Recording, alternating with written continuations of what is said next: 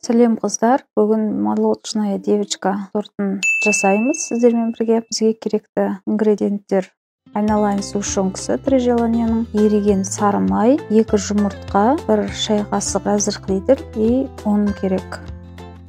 Ұнды міндетті түрде елгезерден өткізіп аламыз. Барлығын бірге қосып миксерлейміз. Миксерлегенде сұйықтығымыз осындай қоймалышың болу керек. Сұйықта емес, қатты қоюда емес. Осы тестадан диаметрі 24 см келетін 4-5 не шығады, корж шығады. Пергамент қағаздарын осылай алдын ала сызып дайындап алсаңыздар болады. Сол сызықтан шығармай тестаны іркелкі етіп жайып аласыздар. Мына жерде мешокпен істесеңіздер де болады. Кондитерский мешокпен құйып алып, сол кезде жұмыс сәл жеңілдеу болады.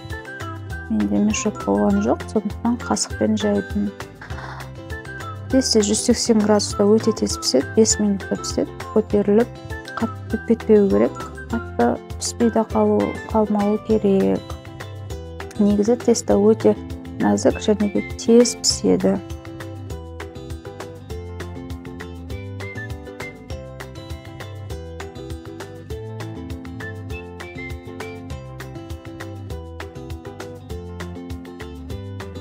Енді кремге сливки 30%-тен кем болмауы керек. Одан кейін творожный сыр, креметті қолдансаңыздар болады. Және де сахарный пудра миксерлейсіздер. Міне осындай крем дайын болады. Оны жағасыздар бір келкі етіп. Крем қаншалықты көп болса, соншалықты торттарыңыз нәзік және өте дәмді болып шығады.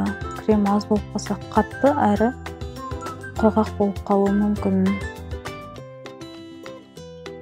Әр коржды қойғанда басып қоясыздар. Енді сыртын оформленияны өздеріңіздің еркілеріңіз бойынша жасай берсеңіздер болады. Шоколадный ганашты мен кішкене Қазақстан шоколады мен сливкиді қосып микроволновкада ерітіп алдым. Сөз жасаңыздар да болады.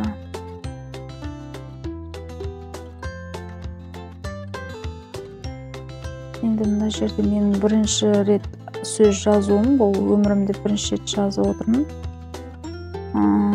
Сондықтан да әдемілеп жазуға болады негізінде.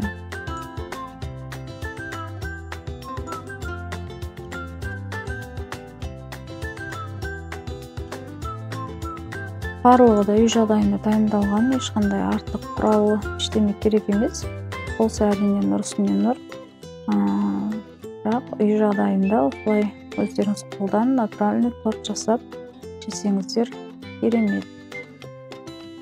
Баршаларыңызға ас болсын, жасап көріңіздер.